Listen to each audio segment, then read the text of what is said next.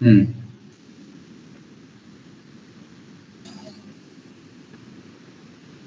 ठीक है। तो अब देखिए, बताइए, स्क्रीन विजिबल है मेरी? Yes, sir. ठीक है।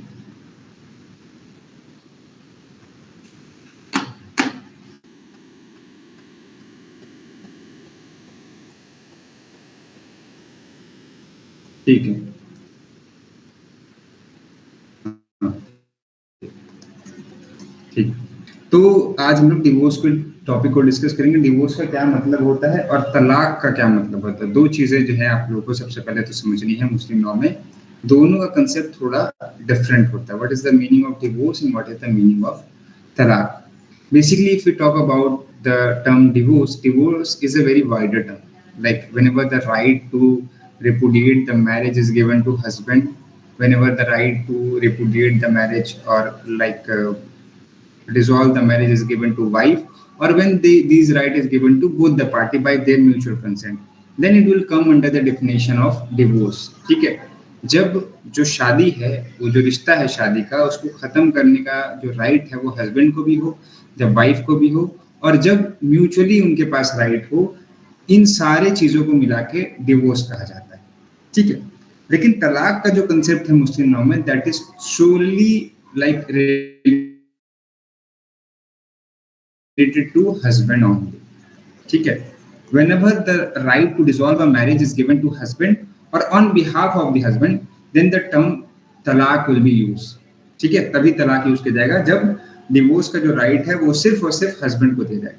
ठीक है, तो ये डिफरेंस दोनों में आप लोग को याद रखना है। तलाक का मतलब है डिसोल्यूशन का राइट सिर्फ हस्बैंड को या हस्बैंड के बिहाफ पे किसी को दिया गया हो, उसका मतलब तलाक है।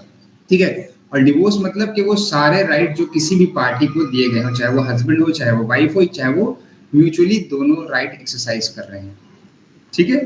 तो बेसिकली क्या है तलाक या डिवोर्स? इसमें आपका जो मैरिज का रिश्ता है वो खत्म हो जाता है ना, जो जिससे आप आगे पूरे रिश्ते को लेके चलते हैं, है ना, कि पार्टी इनहेरिट करेंगी, पार्टी जो है वो कोहेबिटेशन का राइट होगा, इनहेरिटेंस का राइट होगा, ये सारा जो राइट्स एक्सरसाइज होता है शादी के बाद, उन राइट का यहाँ पे एंड हो जाता है, एक्सेप्ट कौन सा राइट को छोड़ के? मेंटेनेंस वाले। ठीक है। तलाक के बाद ही मेंटेनेंस का राइट वाइफ जो है वो एक्सरसाइज करती है टिल सी रीमैरी, है ना, जब तक उसकी दूसरी शादी नहीं होगी तब तक उसको मेंटेनेंस मिलता रहेगा। ठीक है। तो पॉइंट क्या है यहाँ पे कि तलाक और जो डिवोर्स वर्ड है दोनों अलग अलग हैं, हमेशा ध्यान रखिएगा। डिवोर्स ऑलवेज इंक्लूड तलाक, बट तलाक डजंट इंक्लूड डिवोर्स, क्योंकि डिवोर्स एक वाइडर टर्म है और उसी का एक पार्ट है। कहने का मतलब है तलाक। तलाक मुस्लिम लॉ में वो पावर है जो एक हस्बैंड को दी गई है जिससे वो अपनी मैरिज को रेपुडिएट कर सके या हस्बैंड के बिहाफ पे कोई मैरिज को रेपुडिएट कर सके। इसलिए देखिएगा आप लोग वर्ड सुनने को मिलता होगा तलाक सुन्नत, तलाकुल बिद्दत, तलाक तफवीज, है ना, इला मुबारक खुला जिहर, ये सब आपको के पहले इन सब वर्ड के आगे आपको तलाक नहीं मिला। क्यों? क्योंकि ये सब राइट हस्बैंड को नहीं है, ये सब राइट या तो म्यूचुअली है या तो वाइफ के हैं। ठीक है। पॉइंट समझ में आ रहा है क्या कह रहा हूं मैं? कि जो तलाक है वो राइट सिर्फ और सिर्फ या तो हस्बैंड को दिया गया या हस्बैंड के बिहाफ पे किसी को दिया गया। तलाक के तफवीज क्या है? राइट हस्बैंड का ही है, बट हस्बैंड के बिहाफ पे उसको वाइफ या कोई थर्ड पर्सन एक्सरसाइज करता है ना। तो इसलिए आपको ध्यान रखना है कि तलाक हमेशा हस्बैंड या हस्बैंड के बिहाफ पे यूज होता है, और डिवोर्स एक वाइडर टर्म है जो हस्बैंड या वाइफ या फिर दोनों के म्यूचुअल कंसेंट से जब मैरिज को रिपुडिएट किया जाता है तब यूज किया जाता है। ठीक है। चलिए इसमें आगे बढ़ते हैं। अब जो आज हम लोग बात करेंगे that is kinds of divorce. So divorce can be divided in three category, like divorce bye husband, divorce bye wife and divorce by mutual consent. And divorce bye husband जो है वो दो तरीके के होता है, एक होता है एक्सप्रेस तलाक और एक होता है कंस्ट्रक्टिव डिवोर्स। ठीक है। एक्सप्रेस तलाक में मतलब कि वो बोल के, है ना, बोल के एक्सप्रेस करके सामने वाले को तलाक दे रहा, मतलब सामने वाले इन द सेंस अपनी वाइफ, है ना। तो वो आता है तलाकुल सुन्नत और तलाकुल बिद्दत। तलाकुल बिद्दत जो अभी के टाइम में खत्म हो गया है ना, 2019 के एक्ट के बाद, है ना। अभी तलाकुल सुन्नत में जो दो फॉर्म है आपका, अहसन और हसन, अभी इसको हम लोग डिटेल में पढ़ेंगे, यही अभी एप्लीकेबल है, ठीक है। देन नेक्स्ट आता है कंस्ट्रक्टिव फॉर्म ऑफ तलाक। कंस्ट्रक्टिव में बेसिकली ये होता है कि हस्बैंड कुछ डिफॉल्ट करता है और उसके डिफॉल्ट की वजह से वाइफ को राइट मिलता है उससे तलाक लेने का। तो इसमें दो तलाक आते हैं, एक होता है इला और एक होता है जिहर। और ये जो इला है ना, इससे क्वेश्चन इस बार यूजीसी नेट के सितंबर वाले एग्जाम में पूछे गए थे। डायरेक्ट सवाल था कि भाई कोई इंसान जो है अपना, एक लड़का मतलब जो हस्बैंड है, वो कसम खाता है कि वो अपनी वाइफ के साथ जो है वो कंज्यूमेशन नहीं करेगा और 4 महीना बीत जाता है, तो ये कौन सा तलाक है? तो ये कौन सा तलाक है? इला है, ठीक है। हस्बैंड अगर कसम खाता है कि हम अपनी वाइफ के साथ फिजिकल रिलेशन नहीं रखेंगे और 4 महीने का जो है टाइम बीत जाता है, तो वाइफ को ये राइट मिलता है कि वो अपने हस्बैंड से तलाक ले, ठीक है। तो इला जिहर इसको भी हम लोग पढ़ेंगे। तलाक तफवीज that is called as delegated form of तलाक। बेसिकली इसमें होता क्या है कि हस्बैंड या तो वाइफ को या किसी और थर्ड पर्सन को अपना जो राइट है तलाक का वो ट्रांसफर कर देता है कि कुछ कंडीशन पे या बिना किसी कंडीशन पे वाइफ या वो थर्ड पर्सन जो रिश्ता है मैरिज का उसको खत्म कर सकते हैं, ठीक है, रिपुडिएट कर सकते हैं। देन लिया is considered as an false charge of adultery, ठीक है। हस्बैंड ने वाइफ को कहा कि तुम्हारा किसी और के साथ रिश्ता है, किसी और के साथ तुम्हारा संबंध है, और वाइफ ने कोर्ट में जाके ये प्रूव कर दिया कि उसका किसी के साथ कोई संबंध नहीं था, वो जो एलिगेशन हस्बैंड ने लगाया है वो झूठा था, तो उस सिचुएशन में वाइफ को राइट मिल जाएगा अपने हस्बैंड से तलाक लेने, ठीक है, दैट इज लियान। Then section 2 dissolution of Muslim marriage act में 9 ग्राउंड्स हैं जो वाइफ को स्पेसिफिकली दिए गए हैं। उन 9 ग्राउंड्स पे भी वाइफ अपने हस्बैंड से कोर्ट ऑफ लॉ में जाके तलाक ले सकती है, डिवोर्स ले सकती है बेसिकली, ठीक है। देन उसके बाद आता है खुला एंड मुबर्रत। तो खुला और मुबर्रत को भी हम लोग अभी डिटेल में डिस्कस करेंगे। खुला बेसिकली परचेस फॉर्म ऑफ तलाक होता है, वाइफ अपने हस्बैंड से तलाक परचेस करती है, चाहे अपना डावर अमाउंट माफ करके या कोई और प्रॉपर्टी उसको देकर, और कहती है कि भाई तुम मुझे खुला दे दो, है ना। हमने किसकी हदीस भी पढ़ी थी जब हम लोग हदीस वाला कंसेप्ट पढ़ रहे थे, सोर्स को पढ़ रहे थे। और मुबर्रत बेसिकली हस्बैंड वाइफ दोनों चाहते हैं कि उनकी शादी जो है वो खत्म हो जाए, ठीक है, ठीक है। तो ये चार्ट जो है थोड़ा सा आप लोग एक बार याद रखिएगा, है ना, इसी तरीके से, ठीक है। इस चार्ट को इस तरीके से याद रखिएगा। अब हम लोग एक एक करके इसको डिस्कस करेंगे, ठीक है। चलिए, तो सबसे पहला आता है हमारा डिवोर्स बाय हस्बैंड, ठीक है। डिवोर्स बाय हस्बैंड में आते हैं तलाकुल सुन्नत, ठीक है, और तलाकुल बिद्दत। तो बिद्दत वाला तो कंसेप्ट अब खत्म हो गया, उसके ऊपर हम केस वगैरह सारी चीजों को डिस्कस करेंगे। पॉइंट ये है तलाकुल सुन्नत का कि इसमें 2 तरीके के तलाक आते हैं, ठीक है।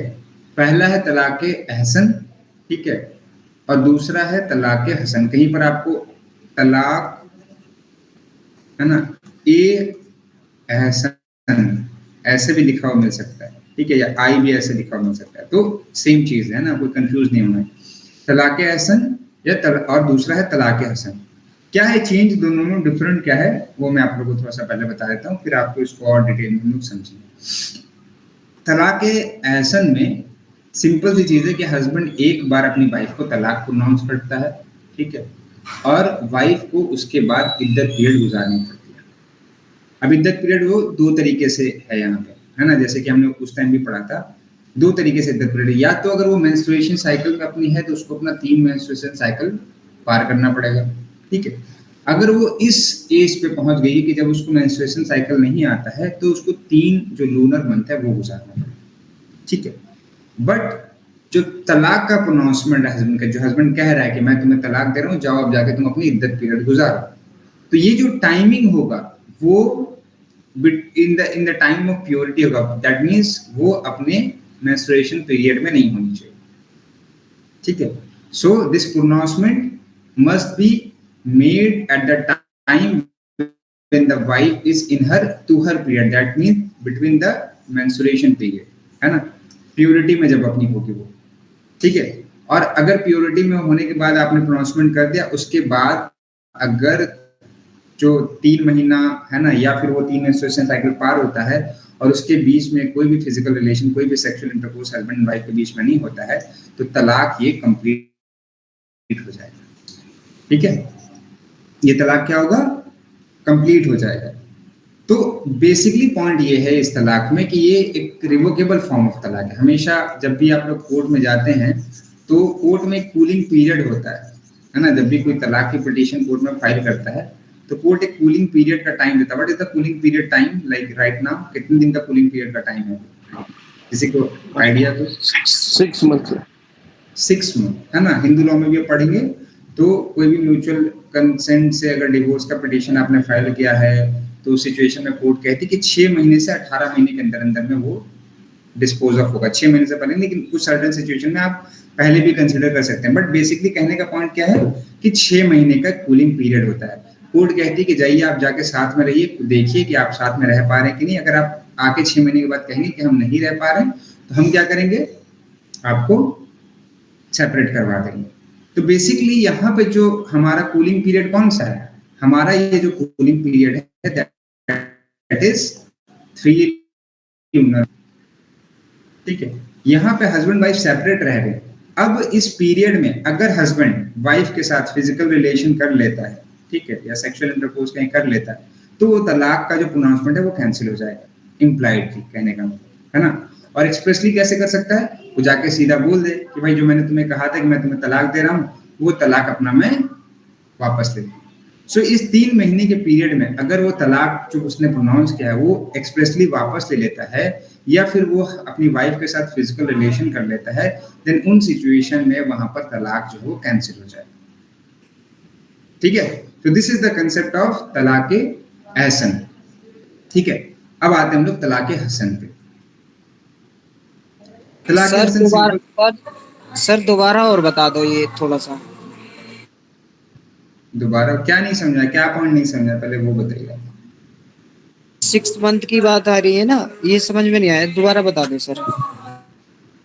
6 मंथ हमने एग्जांपल लिया हिंदू लॉ का कि कूलिंग पीरियड होता है। जब आप कोर्ट में जाते हैं ना तो कोर्ट कहता है कि आप 6 महीना जो है वो गुजार के वापस आइए, हमारे पास आइए और आप बताइए कि आप क्या अपने साथ रह सकते हैं या नहीं रह सकते। तो it is a kind of cooling period. हमेशा जब भी कोर्ट में हम जाते हैं ना तो कोर्ट रिश्ता तोड़ने से पहले उसको जोड़ने की कोशिश करता है। ठीक है, तो यहाँ पे भी वही पॉइंट है, यहाँ पे यही पॉइंट है कि भाई जो 3 महीने का हमने एक कूलिंग पीरियड रखा है कि हस्बैंड ने तलाक दे दिया, अब वाइफ को ये 3 महीना गुजारना है इद्दत। ठीक है, 3 महीना गुजरने के बाद ही जो है हस्बैंड एंड वाइफ के बीच में तलाक कंप्लीट होगा। अगर इस 3 महीने के अंदर हस्बैंड एक्सप्रेसली जाके वाइफ को बोल देता है कि भाई मैंने जो तलाक दिया था वो मैं तलाक अपना वापस लेता हूँ, या फिर उन लोगों के बीच में फिजिकल रिलेशन स्टैब्लिश हो जाता है, देन तलाक जो है वो रिवोक हो जाएगा।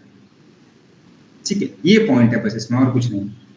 ठीक है, चलिए आगे बढ़ते हैं इसमें। तलाक हसन, तलाक हसन कहता है अरबिक मीन्स गुड, है ना। इसका हाँ एक पॉइंट और है कि इसका याद रखिएगा कि तलाक एहसन को बेस्ट फॉर्म ऑफ तलाक कहा जाता है और तलाक हसन को गुड फॉर्म ऑफ तलाक कहा जाता है।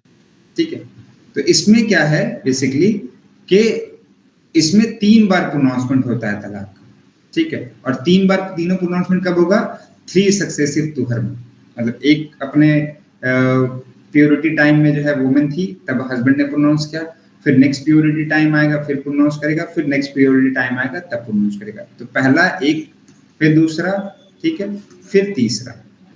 तो अगर ये तलाक पहले और दूसरे में रिवोक नहीं हुआ, ठीक है, फिर दूसरा प्रोनाउंसमेंट उसने कर दिया और दूसरे में रिवोक नहीं हुआ, फिर उसने तीसरा प्रोनाउंसमेंट कर दिया, तो जैसे ही थर्ड प्रोनाउंसमेंट होगा वो इररिवोकेबल हो जाएगा तलाक, और यहाँ पे हस्बैंड वाइफ के बीच में जो रिश्ता है वो खत्म हो जाएगा।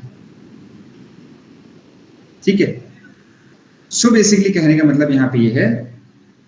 अच्छा, इसमें एक और भी कंसेप्ट ये है, 2 चीजें हैं, थोड़ा समझिएगा। पहला बात कि ये कह रहा है कि पहला आपने तलाक प्रोनाउंस किया, फिर उसको एक तुहर गुजारना पड़ेगा, उसके बीच में आप कोई रिलेशन उसके साथ इस्टेब्लिश नहीं करेंगे।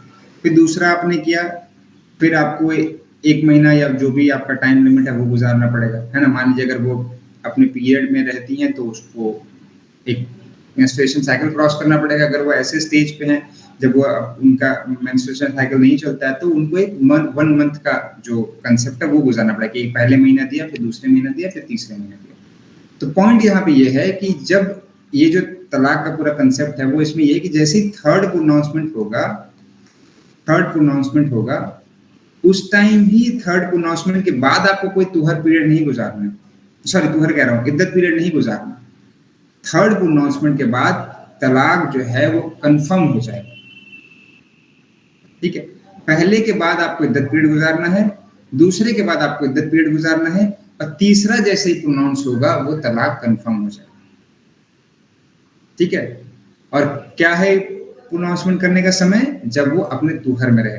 तो पहला तुहर आप देंगे, फिर आप दूसरे तुहर का वेट करेंगे, दूसरे तुहर में आप प्रोनाउंस करेंगे, फिर आप तीसरे तुहर में का वेट करेंगे। जैसे ही तीसरे तुहर में आपने तलाक प्रोनाउंस किया अपनी वाइफ को, तलाक जो है वो कंफर्म हो जाएगा, इररिवोकेबल हो जाएगा।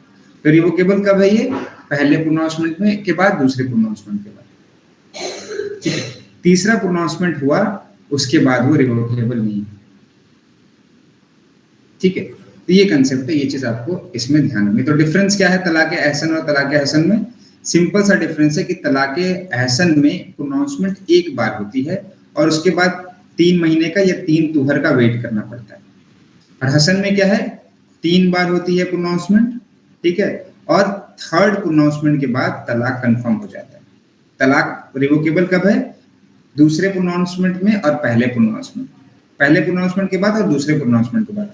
तीसरे प्रोनाउंसमेंट पे तलाक कंफर्म हो जाता है। तीसरे प्रोनाउंसमेंट के बाद कोई हमें इद्दत पीरियड गुजारने की जरूरत नहीं पड़ती, ठीक है। तो दीज टू फॉर्म ऑफ तलाक is still recognised under Muslim law, and the second one that is तलाकुल इद्दत, जो एक्सप्रेस फॉर्म ऑफ तलाक है, this was like declared unconstitutional by the Supreme Court of India in Saira Bano versus Union of India in the year of 2017 by the Constitutional Bench.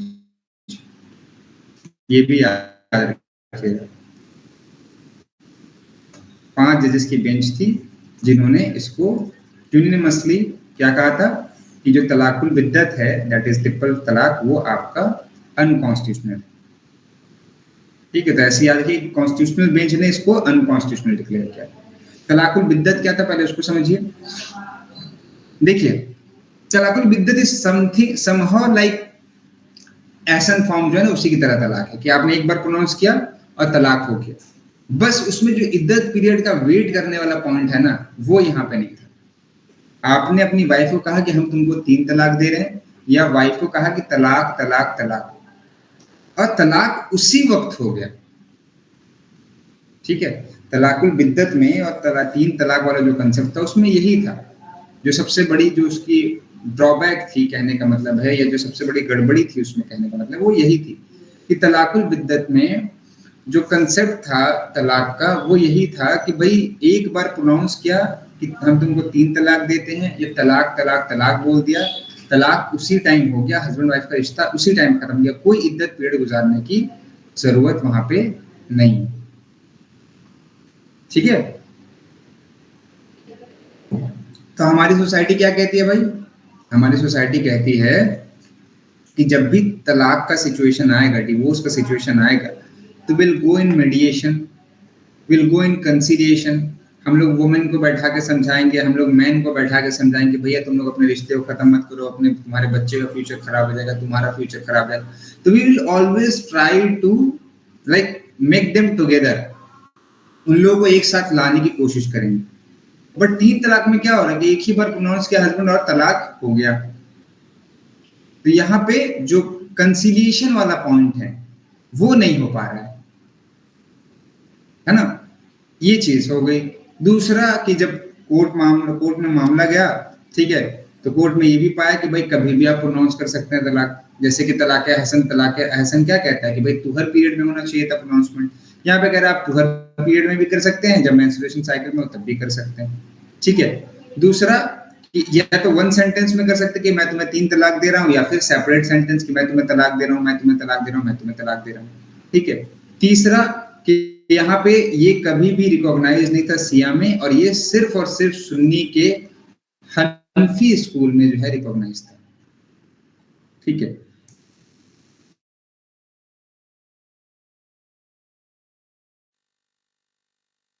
Recognised है, ठीक है, हनफी school में recognised है। तो point यहाँ पे ये है अब कि भाई शिया में रिकॉग्नाइज नहीं है, सुन्नी के जो बाकी 3 स्कूल हैं उसमें रिकॉग्नाइज नहीं है, कुरान में इसका कहीं पर जिक्र नहीं है, हदीस में इसका कहीं पर जिक्र नहीं है। तो वेदर दिस काइंड ऑफ तलाक is valid and it is also like in the society में जैसा जो कल्चर है कि भाई हम एक ट्राई करें जो मैरिज है वो जो खत्म हो रही है उसको बचाने का, वो वाला सिस्टम भी इसमें नहीं है। कि पहले के जो तलाक है, तलाकुल हसन तलाकुल एहसन, उसमें तो है कि भाई जब तक तुहर पीरियड जब तक इद्दत पीरियड खत्म नहीं होगा तब तक हम वेट करेंगे, है ना। इद्दत पीरियड तक जो है वो रिवोकेबल है तलाक, हस्बैंड जो है वो अपना स्टेटमेंट वापस ले सकता है, या हस्बैंड या वाइफ के बीच में फिजिकल रिलेशन हो तो तलाक जो है वो कैंसिल हो सकता है। बट तलाकुल बिद्दत में ऐसा कहीं पर कोई कंसेप्ट नहीं है। तो क्या पॉइंट निकल के आया यहाँ पे कि ये जो तलाक है हमारा वो सही नहीं है, इसलिए सुप्रीम कोर्ट की 5 जजेस की बेंच ने इसको क्या किया, अनकॉन्स्टिट्यूशनल डिक्लेयर कर दिया। केस का नाम याद रखिएगा, Shayara Bano versus union of India 2017। ये ईयर भी याद रखिएगा, कभी कभी आपसे ईयर के हिसाब से क्रोनोलॉजिकली आपसे पूछा जाता है, ठीक है।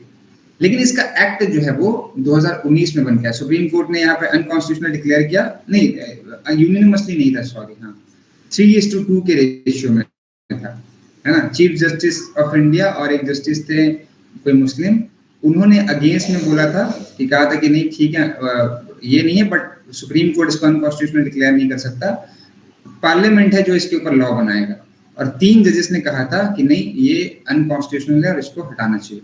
तो यहाँ पर फिर क्या हुआ कि भाई गवर्नमेंट ने बहुत ट्राई किया इसके ऊपर लॉ लाने का, लेकिन वो ला नहीं पा रहे थे क्योंकि राज्यसभा में उनकी मेजोरिटी नहीं थी। तो 2019 के बाद इनकी मेजोरिटी, तब तक इन्होंने ऑर्डिनेंस बनाया था, है ना, पार्लियामेंट क्या बोलते हैं प्रेसिडेंट्स ऑर्डिनेंस पास करा के काम चला रहे थे।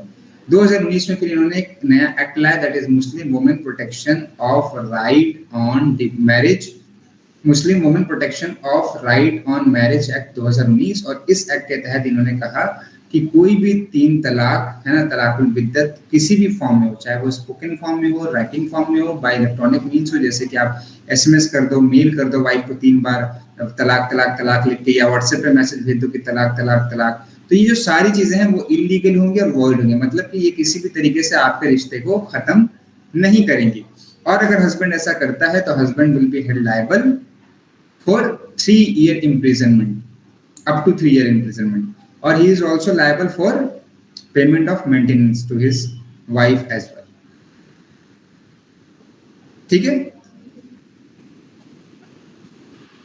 पॉइंट यहाँ तक क्लियर है? सर ये जो जून वाला एग्जाम था उसमें आया था कि तुहर पीरियड क्या है, तो उसमें ऑप्शन थे कि बिटवीन 2 मेंस्ट्रुएशन साइकिल और या बिटवीन 2 या 3 करके था, मतलब एक के साथ दो साइकिल के बीच का डिफरेंस यही पीरियड है, वही होता है ना पूरा? नहीं ये समझा नहीं मैं आपके साथ, थोड़ा आपकी आवाज बहुत लो आ रही है मुझे, आप फिर थोड़ा सा जोर से बोलिए। ये जून में जो नेट का एग्जाम हुआ था सर, हाँ हाँ, उसमें आया था कि तुहर पीरियड क्या है, तो हाँ उसमें ऑप्शन था कि पीरियड बिटवीन 2 मेंस्ट्रुएशन साइकिल्स, हाँ हाँ, पीरियड बिटवीन 3 मेंस्ट्रुएशन साइकिल, तो बिटवीन 2 ही होगा ना सर? 2 होगा जी, करेक्ट 2 होगा। ओके ठीक है, मतलब एक जहाँ पे एंड हो रहा है और दूसरा जहाँ से स्टार्ट हो रहा है उसके बीच का जो पीरियड है, राइट सर, ठीक है। ठीक है, तो ये चीज हो गई हमारे यहाँ पे। अब देखिए नेक्स्ट पॉइंट पे आते हैं कि कोई इंसान अगर मान ले तलाक दे रहा है तो कौन सा तलाक दे सकता है हस्बैंड? तलाकुल सुन्नत में या तो एहसन दे सकता है या तो हसन दे सकता है। बट क्या वो हर सिचुएशन में दे सकता है? तो नहीं, there are certain condition, like there are certain essential elements, और ये कह लें कुछ कंडीशन है जो कि हस्बैंड को फुलफिल करने पड़ेंगे अगर वो तलाक देना चाहता है अपनी वाइफ को। तो what are those condition? That the first one is husband must be major and sound. A minor cannot give talaq ul hasan talaqul ahsan to his wife, ठीक है। he must be sound mind, ठीक है, and sound person cannot pronounce the talaqul hasan or talaqul ahsan। then the second, that is talaq pronounced under intoxication is valid under sunni law but void under shia, ठीक है। इसमें भी थोड़ा सा और अंदर जाके आप पढ़ेंगे तो बहुत ज्यादा चीजें हैं कि इंटॉक्सिकेशन वॉलंटरी होगा या इनवॉलंटरी होगा, ये सारी चीजें हैं। बट इतना कम से कम आप लोग इसमें याद रखिएगा, नोट्स में मैंने जो आप लोग को शेयर किया है कल वाला उसमें देख लीजिएगा एक बार। बट इतना बस याद रखिए, क्योंकि इतना डिटेल में अंदर नहीं पूछता है, बट इतना पूछता है कि इंटॉक्सिकेशन वाला सिचुएशन में क्या है। तो इंटॉक्सिकेशन में सिचुएशन में याद रखिए कि इंटॉक्सिकेशन सुन्नी कहता है कि वैलिड है, क्योंकि भाई आपने नशा किया है तो वही वाला आईपीसी वाला रूल अप्लाई होता है कि भैया आपने वॉलंटरी नशा किया तो भैया आप जो है वो क्या कहते हैं, कुछ भी कह रहे हैं, कुछ भी कर रहे हैं, तो इसका मतलब है कि आप कॉन्शियस हैं, आपका दिमाग काम कर रहा है ना। शिया कहता है कि भाई आपने वॉलंटरी किया और इनवॉलंटरी किया, हमसे कोई फर्क नहीं पड़ता, आप अगर समझ नहीं पा रहे हैं चीजों को तो आपका तलाक जो है माना नहीं जाएगा। ओरल होना चाहिए, राइटिंग में भी हो सकता है, ठीक है, मतलब कि आपने बोल के दिया हो तलाक वाइफ को, या फिर तलाकनामा में एक होता है ना, अभी आजकल के टाइम में नोटिस भिजवाते हैं तलाक के फॉर्म में वकीलों से, या एक जगह होती है इमारत सरिया, इदारत सरिया, वहां पे लोग जो है वो काजी वगैरह लोग जो है वहां पे बैठते हैं, है ना, बड़े बड़े जो आलिम जिनको कहा जाता है वो लोग वहां पे बैठते हैं और वो लोग तलाक करवाते हैं हस्बैंड वाइफ के बीच में। तो बेसिकली वहां पे भी से भी नोटिस वगैरह भेजा जाता है हस्बैंड को या वाइफ को तलाक किसी को लेना होता है तो। देन 2 विटनेस रिक्वायर्ड है सिया लॉ में। कोई भी इंसान अपनी वाइफ को तलाकुल हसन या तलाकुल हसन देता है तो उस सिचुएशन में he need to like 2 male witness who will sit and before him he have to pronounce the word of तलाक, लाइक क्या मैं अपनी वाइफ को तलाक दे रहा हूं तो आप लोग जो है इसके गवाह हैं, ठीक है। देन वाइफ मस्ट एक्सरसाइज इद्दत पीरियड आफ्टर डिवोर्स। जब भी डिवोर्स होगा तो उसको जो है इद्दत पीरियड गुजारना पड़ेगा। इद्दत पीरियड का वही 2 फॉर्म है, अगर अपने वो मेंस्ट्रुएशन साइकिल में है तो 3 मेंस्ट्रुएशन साइकिल, और अगर वो मेंस्ट्रुएशन साइकिल में नहीं है तो 3 लूनर मंथ, ठीक है। ऐसे ये चीज याद रखिएगा, है ना, ये वाला पॉइंट हमेशा हम लोग इग्नोर कर देते हैं, है ना, क्योंकि अगर वो साइकिल में है तो 3 मेंस्ट्रुएशन साइकिल, अगर वो साइकिल में नहीं है तो 3 लूनर मंथ तब एप्लीकेबल, ठीक है। देन नेक्स्ट है हमारा इला।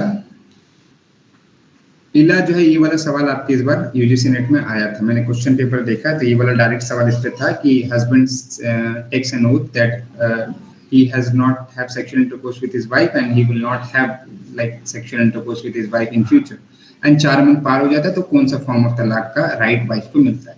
सिंपल सी बात है, ये जो है वाइफ को क्या होगा, इला वाला जो है वो राइट मिलता है तलाक का, ठीक है। तो इसमें पॉइंट ये है कि सारे जो स्कूल्स हैं वो ये कहते हैं कि जो मैरिज है वो इप्सो फैक्टो डिसॉल्व हो जाएगी, ठीक हो, इप्सो फैक्टो डिसॉल्व हो जाएगी एंड ऑटोमेटिक, कहने का मतलब जैसे 4 महीने एक्सपायरी हुआ, हस्बैंड ने कसम खाई, उसके 4 महीने एक्सपायरी हुआ, हस्बैंड वाइफ के बीच में कोई भी फिजिकल रिलेशन नहीं, मैरिज है एक्सपायर, मैरिज है खत्म हो गई। सिर्फ साफई स्कूल किसमें है, सुन्नी में, ठीक है। सुन्नी में जो साफई स्कूल है वो ये कहता है कि नहीं, मैरिज जो है ऑटोमेटिक डिसॉल्व नहीं होगी, वाइफ को कोर्ट में जाना पड़ेगा, कोर्ट में जाके बोलिए कि 4 महीने पहले मेरे हस्बैंड ने कसम खाई थी कि भाई मैं अपनी वाइफ के साथ कोई भी फिजिकल रिलेशन नहीं रखूंगा, अब 4 महीना पार हो चुका है तो अब मुझे इस ग्राउंड पे डिवोर्स दिया जाए, ठीक है। वही बात है कि अगर 4 महीने के अंदर में कोहेबिटेशन हो जाता है तो इला कैंसिल हो जाएगा, और 4 महीने में कोहेबिटेशन नहीं हुआ तो इला के जरिए हस्बैंड वाइफ का जो मैरिज है वो डिसॉल्व हो जाएगा। सिंपल सा पॉइंट, इसमें और कुछ भी नहीं याद रखना, तो बस इतना ही, ये जो मेन कंसेप्ट है वो याद रखना। बट और एक चीज भी है कि ये प्रैक्टिस में भी नहीं है इंडिया में। इंडिया में ये जो फॉर्म ऑफ तलाक है that is not in practice, ठीक है, ये चीज प्रैक्टिस में है नहीं, बट कंसेप्ट है ये। देन नेक्स्ट है जिहर। जिहर बेसिकली होता क्या है कि होता है ना कि आजकल के टाइम में लड़के जो हैं अपनी वाइफ को कहते थे कि तुमको तो मैं अपनी माँ जैसा मानता हूँ, तुम्हें मैं अपनी बहन जैसा मानता हूँ। So this is like a prohibition in Islam. A husband can not treat his wife like his mother, like his sister or anyone who come within the prohibited degree। जो भी उसके prohibited degree में आते हैं उससे वो अपनी wife को ट्रीट नहीं कर सकता, कंपेयर नहीं कर सकता। If he compares, then in that case wife can refuse to cohabit with her husband, and if the 4 month has been passed and there has been no cohabitation between husband and wife, then the wife will get the right to seek divorce or decree of divorce from the court on this particular ground, ठीक है। तो क्या procedure है, देखिए simple सी बात है कि हस्बैंड ने सबसे पहले क्या किया, हस्बैंड ने वाइफ को ट्रीट किया कैसे, ऐसे लोगों से जो उसके प्रोहिबिटेड डिग्री में आ रहे। इसके बाद क्या होगा, वाइफ जो है वो रिफ्यूज करेगी, रिफ्यूजल टू कोहेबिट, ठीक है। और वो उसको क्या कहेगी, वो उसको कहेगी कि आप 3 चीजों में से कोई एक चीज करो तभी मैं जो है आपके साथ रहेंगे। क्या 3 चीजों में से कोई एक चीज है? या तो वो एक स्लेव को फ्री करे, या तो वो 2 महीने का फास्टिंग रखे, रोजा रखे, या 60 पुअर को खाना खिलाए, 60 गरीबों को खाना खिलाए। इन तीनों में से कोई एक चीज करता है तो ये जो उसने बात कही थी, मतलब या उसको जो ट्रीट किया अपनी वाइफ को, वो वाली चीजें खत्म हो जाएगी। अगर वो उसने इन तीनों चीजों में से कुछ नहीं किया, हस्बैंड वाइफ के बीच में कोहेबिटेशन नहीं हुआ, 4 मंथ का पीरियड पार हो जाता है, तो यहाँ पे वाइफ को राइट मिल जाएगा to seek divorce from the court. Automatic यहाँ पे जो है मैरिज खत्म नहीं होगी। She will get the right to seek divorce from the court on this particular ground that his husband has like treated her with like her mother, like his mother and like his sister, and now 4 months has been elapsed and we have not consummated with each other, so I want to take my right of divorce under this particular ground and the court will grant her, उसको divorce जो है court grant करेगी। ठीक है, जिहर का ये concept है, simple. तो जिहर में कभी कभी आपके जो सवाल बनते हैं वो यहाँ से ही बनते हैं कि हस्बैंड ने अगर अपनी वाइफ को ट्रीट किया है किसी भी ऐसे पर्सन से जो प्रोहिबिटेड डिग्री में है, तो उसको क्या चीजें करनी पड़ेंगी ताकि वो उस चीजों को बैक कर सके, मतलब अपना जो उसका ट्रीटमेंट था या जो उसका कंपैरिजन था उस चीजों को ठीक कर सके। तो यहाँ पे या तो एक स्लेव को फ्री करेगा, या तो 2 महीने रोजा रखेगा, मतलब फास्टिंग रखेगा, या फिर 60 गरीब आदमी को खाना खिलाएगा, तभी जाके उसका जो वो बात है वो उसका रिवोकेशन हो सकता है। ठीक है, ये चीजें आपको ध्यान रखनी है। देन नेक्स्ट है म्यूचुअल कंसेंट वाला। तो म्यूचुअल कंसेंट में आता है खुला एंड मुबारक। खुला में बेसिकली पॉइंट ये होता है कि purchase it is called as a right of wife to purchase the divorce from her husband. ठीक है, और इसके ऊपर मैंने एक हदीस भी सुनाई थी कि एक औरत जो है वो प्रॉफेट मोहम्मद के पास आती है, आके वो कहती है कि मेरा हस्बैंड जो है वो बहुत काला है, एकदम बदसूरत है, और मैं इतनी खूबसूरत हूँ, मैं उसके साथ नहीं रह सकती, मुझे बताइए मैं उससे कैसे तलाक लूं। तो उनको कहते हैं कि आप अपना डावर माफ कर दो और अपने हस्बैंड से जाके कहो कि वो तुमको तलाक दे दे।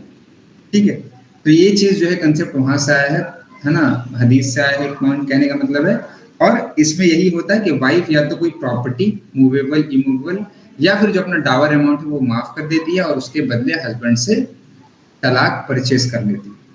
अब यहाँ पे पॉइंट ये है कि मान लो वाइफ ने कहा कि भाई मैं तुमको 50 लाख रुपए दूंगी, ठीक है, तुम मुझे तलाक दे दो। हस्बैंड को लालच आ गया, हस्बैंड ने कहा तलाक, ठीक है, और वाइफ क्या करी, इसके बाद इद्दत पीरियड में चली गई। 3 महीना गुजर गया, ठीक है, 3 महीना गुजर गया, 3 महीने के बाद तलाक कंप्लीट। अब हस्बैंड कहता है कि लाओ मेरा 50 लाख रुपए दो। वाइफ कहती है कि हम तो 50 लाख रुपए तुमको नहीं देंगे, तलाक तुमसे लेना था, मैंने ले लिया, अब तुमको पैसा नहीं मिलेगा।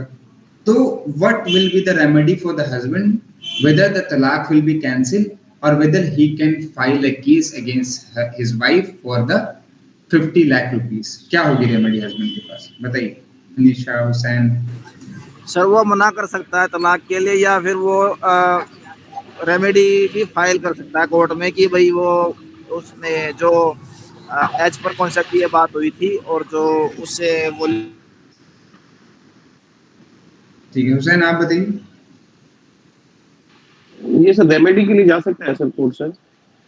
हाँ, बेसिकली वो तलाक जो है वो कंफर्म हो गया, क्योंकि भाई आपने तलाक को अनाउंस कर दिया, वाइफ इद्दत पीरियड में भी चली गई, इद्दत पीरियड भी गुजर गया, ठीक है। लेकिन अगर वो पैसा नहीं देती है ना, अगर वाइफ जो है तलाक होने के बाद वाइफ ने पैसा नहीं दिया, तो उस सिचुएशन पे हस्बैंड जो है उसके अगेंस्ट सूट फाइल कर सकता है for the recovery of that particular amount, ठीक है। In such case the husband, देखिए, in such case the husband shall have a right to sue the wife for the payment of the consideration agreed upon.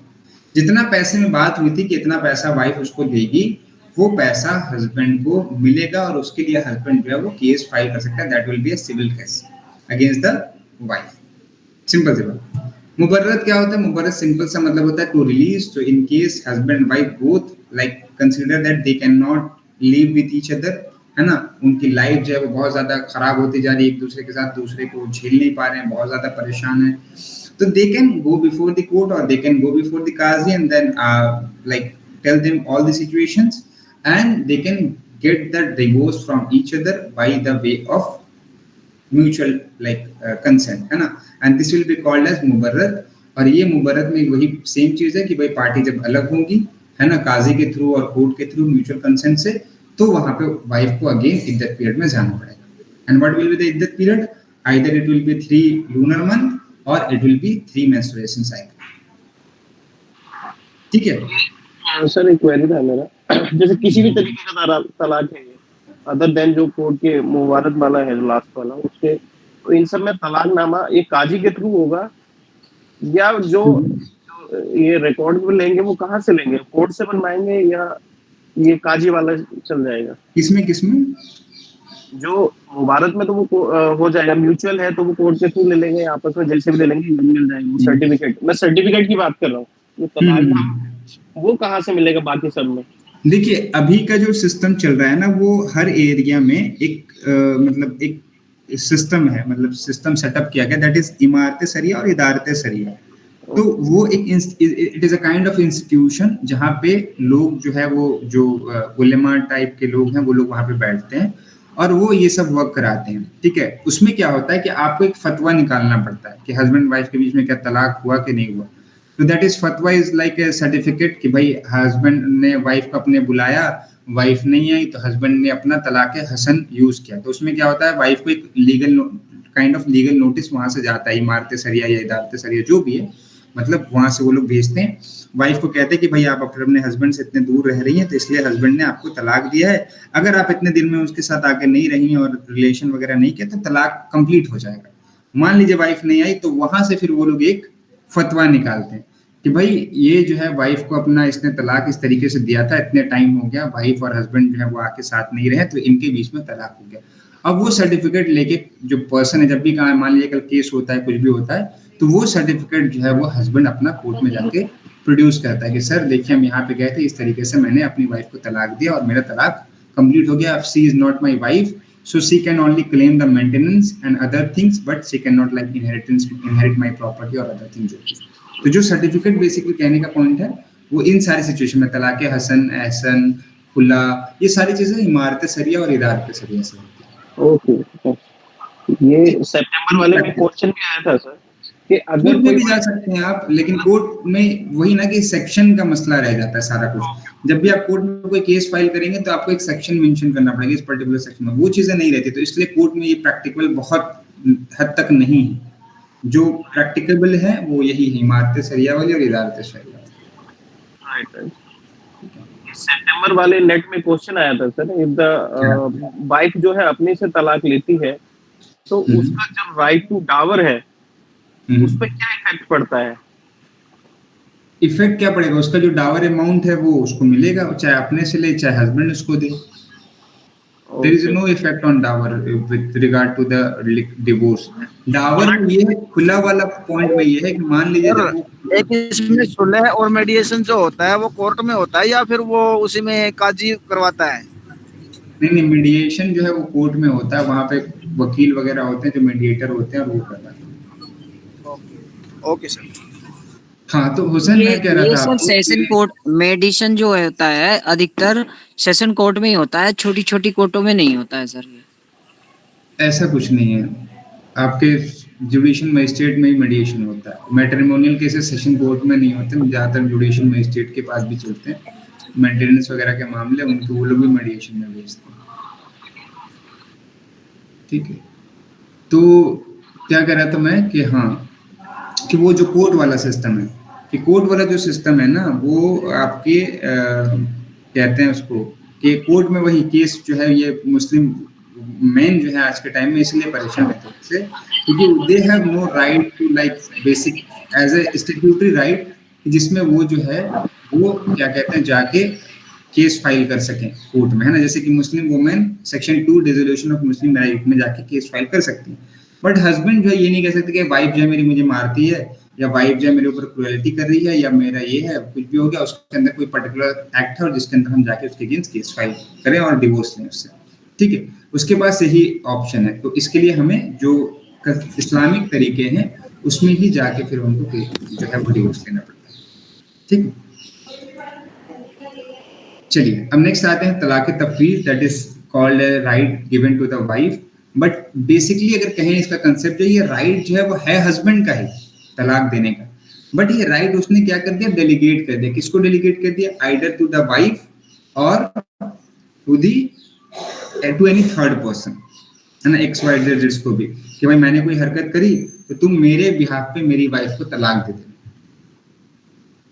ठीक है, तो situation ये होता है basically इसमें ज्यादातर जो सिचुएशन की जो तलाक जो निकाह क्या है मुस्लिम में, इन मुस्लिम निकाह इज अ कॉन्ट्रैक्ट। ठीक है, so in a contract you can like draft any kind of condition.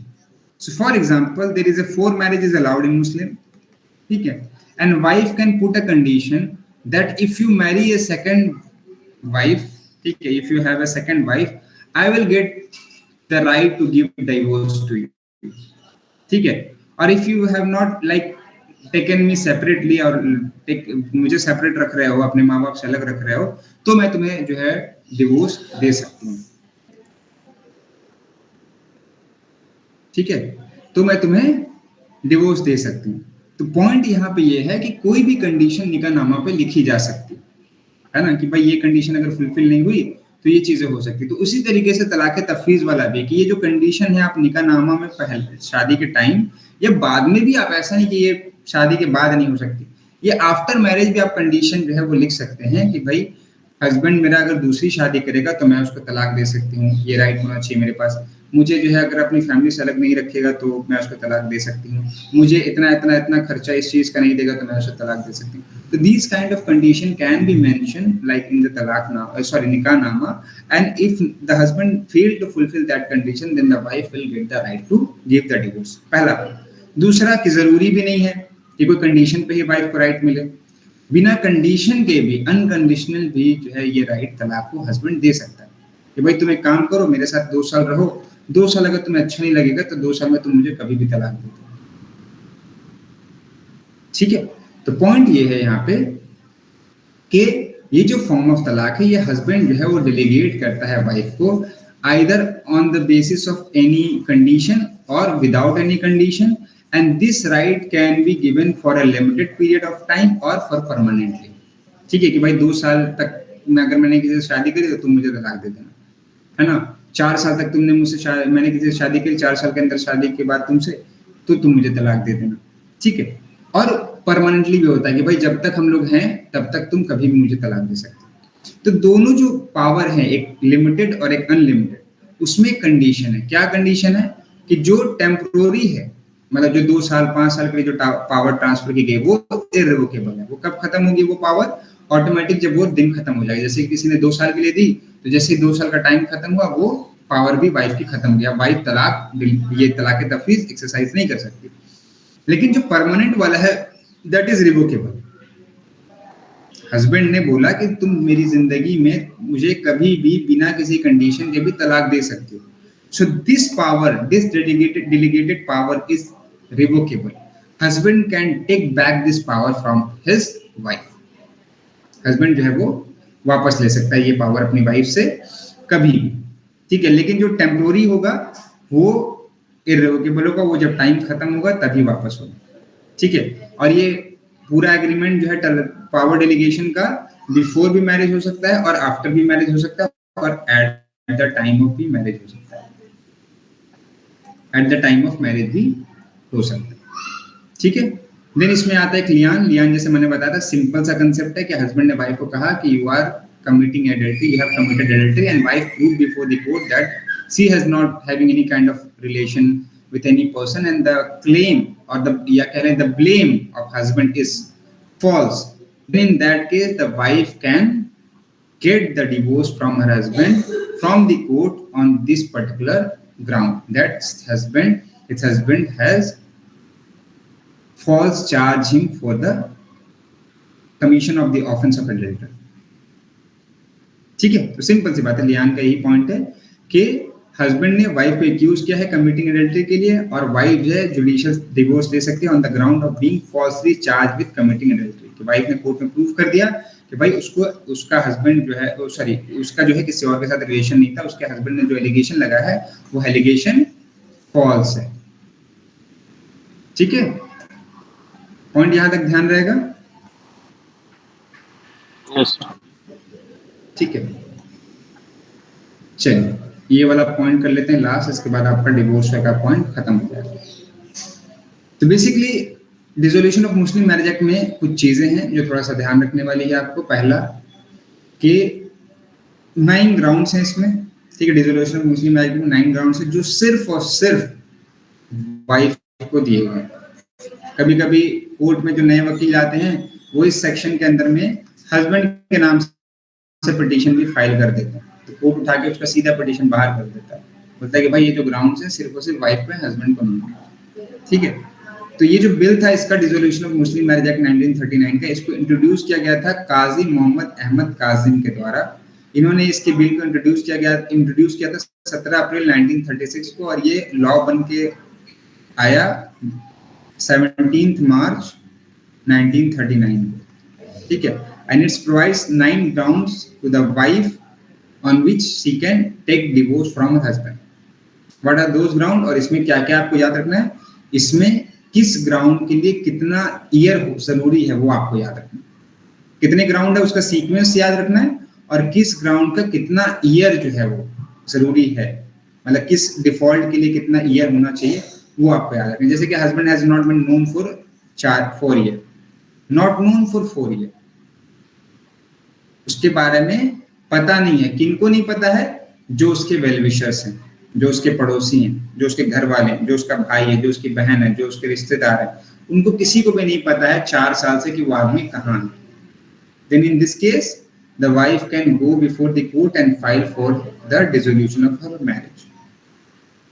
ठीक है, दूसरा, हस्बैंड निगलेक्ट कर रहा है और फेल कर रहा है to provide for her maintenance for a period of 2 year. ठीक है, अब एंड देन कोई बता सके कि what is the difference between neglect and failed? क्या डिफरेंस है निगलेक्ट और फेल्ड में?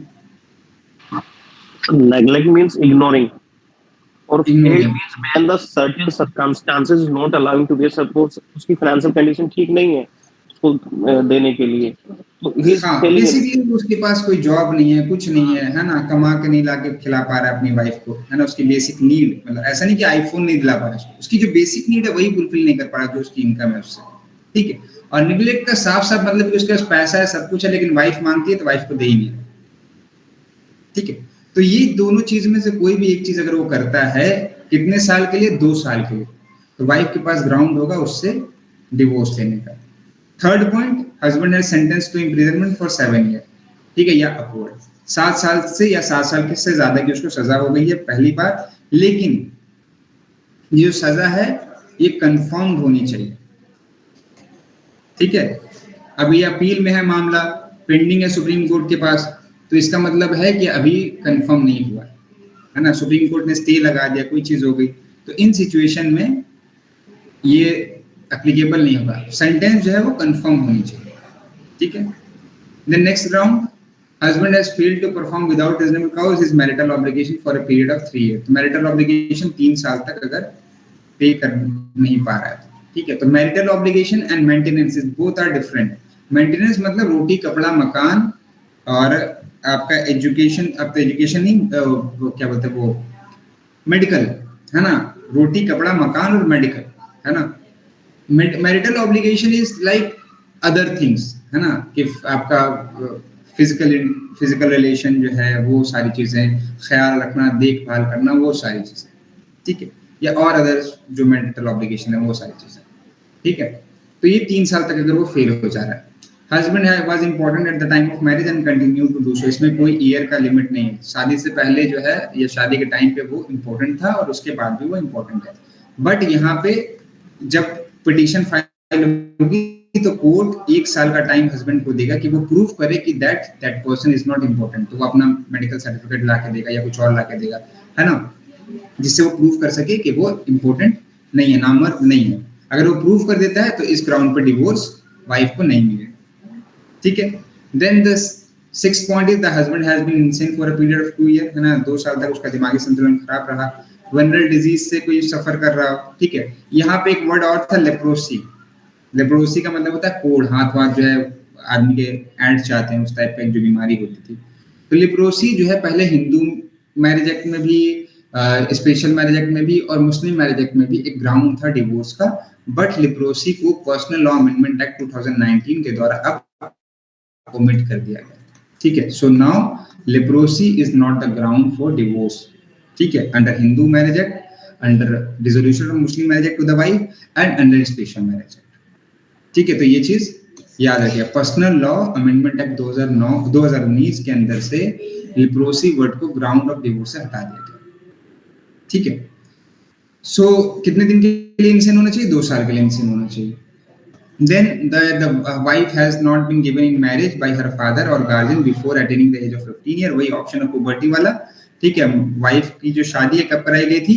फादर के द्वारा या गार्जियन के द्वारा 15 साल अटेन करने से पहले, और उसने अपने मैरिज को रिपुडिएट कर दिया है 18 साल कंप्लीट होने से पहले, और मैरिज जो है वो कंज्यूमेट नहीं हुई है। और ये कंज्यूमेशन का पीरियड कब से माना जाएगा? After attaining the age of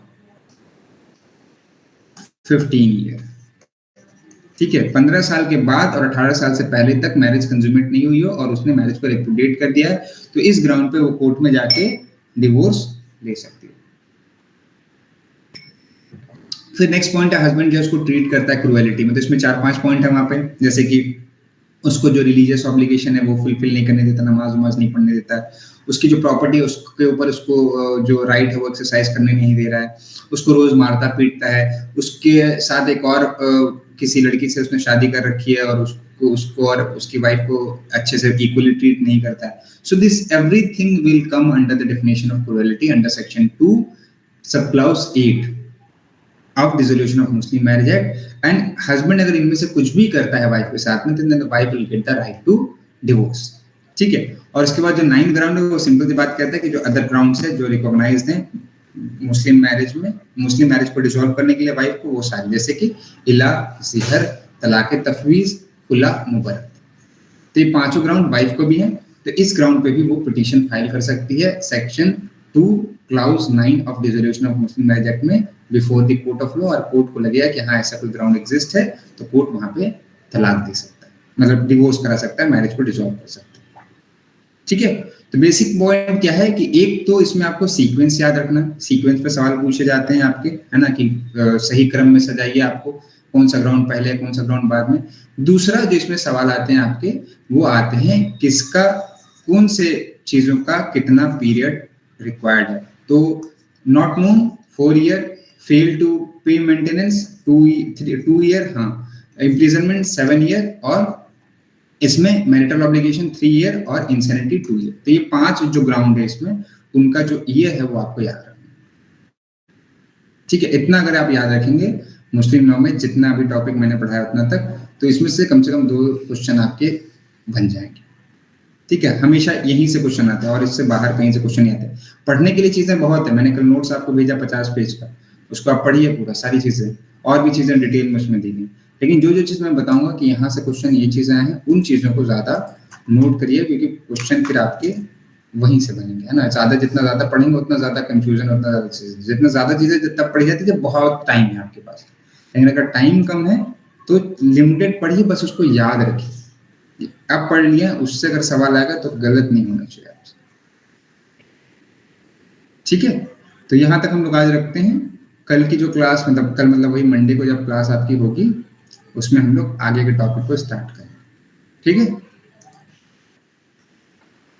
किसी कोई डाउट है, कोई सवाल है यहाँ तक, तो आप लोग पूछ सकते हैं।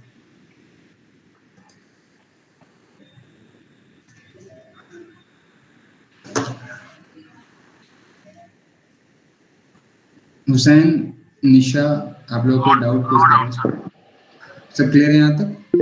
ठीक है, तो कोशिश करेंगे हम लोग कल 5-10 क्वेश्चन जो है। सर व्हाट इज फर्स्ट जो है ना निशा, वो भी एक काइंड ऑफ तलाक है जो म्यूचुअली होता है, बट बेसिकली उसमें जो है वाइफ जो है वो जाती है काजी के पास और कुछ ग्राउंड पे वो डिवोर्स मांगती है, फिर वहां पे हस्बैंड को बुलाया जाता है और फिर बुला के वो म्यूचुअल डिवोर्स कराते हैं। First like some kind of mutual divorce है, बट उसमें इनिशिएटिव वाइफ की तरफ से होता है। ठीक है, फर्स्ट और एक होता है फिक्स तो आपको जैसे मैंने बताया कि साइंस ऑफ इस्लामिक ज्यूरिस्प्रूडेंस, तो फर्स्ट डिवोर्स में आता है और क्या कहते हैं वो, दूसरा क्या मैंने बोला, बस फिक फिक जो है वो इस्लामिक जूरिस्प्रूडेंस। तो ये वर्ड, हाँ ये वर्ड, ये सब चीज़ों याद रखिएगा, बहुत इंपॉर्टेंट है। मतलब एक एक वर्ड जो अरबिक वर्ड्स हैं, उर्दू वर्ड्स हैं, वो बहुत ज़्यादा मैचिंग में आपके सवाल पूछे जाते हैं एग्जाम में, है ना, कि इसका क्या मतलब है। तो इनके जो एग्जैक्ट मतलब है, जैसे कियास पूछ लेगा तो एनालॉजिकल डिडक्शन, तो ऐसे मैचिंग में भी सवाल आपके पूछे जाते हैं, ठीक है। तो हर चीज़ों का उर्दू वर्ड याद रखना है मुस्लिम लोगों को, ठीक है। चलिए, अगर किसी को कोई डाउट नहीं है और, तो फिर हम लोग क्लास को यहाँ पे एंड करते हैं।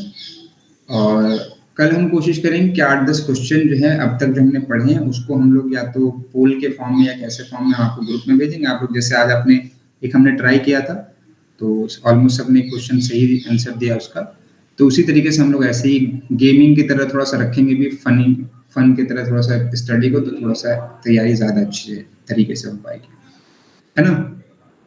तो इस तरीके से चलते रहेगी आपकी स्टडी। कोई डाउट है, कोई भी सवाल किसी का आता है तो आप ग्रुप में ही हमें मतलब भेज दिया करिएगा, है ना, कि सर ये डाउट है, ऐसा है, इस पे बता दिए, तो हम लोग उसको क्लास में डिस्कस कर दिया करेंगे रोज, है ना। तो हर किसी के साथ मतलब एक का डाउट होगा तो सबका ही कंसेप्ट क्लियर होगा, है ना। तो ये भी सारी चीज़ें हम लोग प्रैक्टिस में रखेंगे, और नोट्स वगैरह आपको टाइम टू टाइम शेयर होते रहेंगे। आपकी नेक्स्ट वीक से दोनों पेपर की क्लास भी स्टार्ट होगी। तो हम एक चीज़ करेंगे कि कल जो है आपको ये भी ट्राई करेंगे, एक पूरा शीट आपको एक एक वीक का, 2-2 वीक का बना के भेज देंगे। इस वीक में वीक वाइज भेजेंगे तो ज़्यादा फिजिबल रहता है, उतना लंबा याद भी नहीं रहता किसी को टाइम।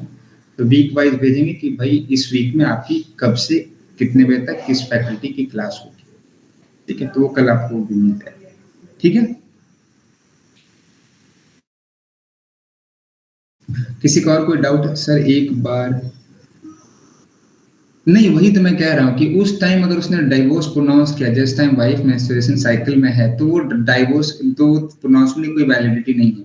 उसको तब प्रोनाउंस करना है जब वाइफ जो है उसकी मेंस्ट्रुएशन साइकिल में नहीं है, मतलब तुहर पीरियड। तुहर पीरियड इज लाइक, इसको प्योरिटी भी पीरियड कहते हैं, मतलब कि 2 मेंस्ट्रुएशन साइकिल के बीच का पीरियड। तो प्रोनाउंसमेंट उस टाइम में करना है, चाहे वो हसन फॉर्म हो, एहसन फॉर्म हो। तलाकुल बिद्दत में ये रूल एप्लीकेबल नहीं होता, मतलब 3 तलाक वाले में ये रूल एप्लीकेबल नहीं होता, बट हसन फॉर्म में, एहसन फॉर्म में ये एप्लीकेबल होता है। और प्रोनाउंसमेंट उसी टाइम में होना चाहिए, तुहर पीरियड में होना चाहिए, प्योरिटी पीरियड में होना चाहिए, ठीक है। ठीक है, चलिए क्लास को एंड करते हैं। कल आप लोगों से मतलब नेक्स्ट क्लास में फिर आप लोगों से मुलाकात होगी। ओके, टेक केयर, ध्यान रखिएगा अपना।